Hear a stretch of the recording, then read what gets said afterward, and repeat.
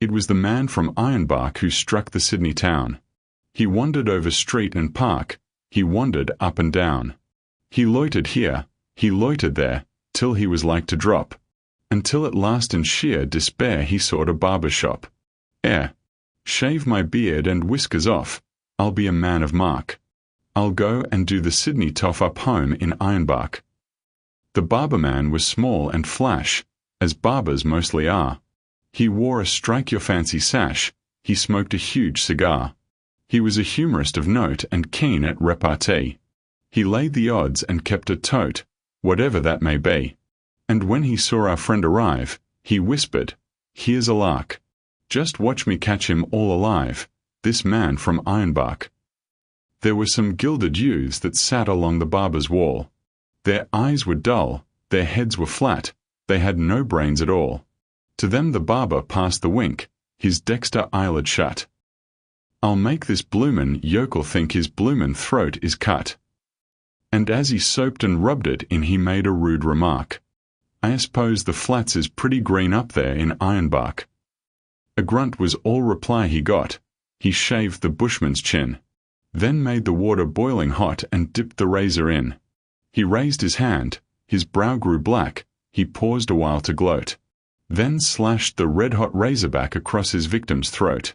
Upon the newly shaven skin it made a livid mark.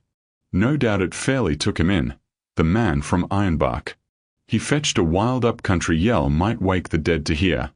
And though his throat, he knew full well, was cut from ear to ear, he struggled gamely to his feet, and faced the murderer's foe. "You've done for me.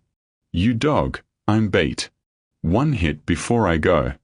I only wish I had a knife, you blessed murdering shark. But you'll remember all your life the man from Ironbark." He lifted up his hairy paw, with one tremendous clout. He landed on the barber's jaw, and knocked the barber out. He set to work with nail and tooth, he made the place a wreck. He grabbed the nearest gilded youth, and tried to break his neck. And all the while his throat he held to save his vital spark. And "Murder! Bloody murder!" yelled the man from Ironbark. A peeler man who heard the din came in to see the show. He tried to run the bushman in, but he refused to go. And when at last the barber spoke, and said 'twas all in fun, 'twas just a little harmless joke, a trifle overdone. "A joke," he cried. "By George, that's fine, a lively sort of lark. I'd like to catch that murdering swine some night in Ironbark."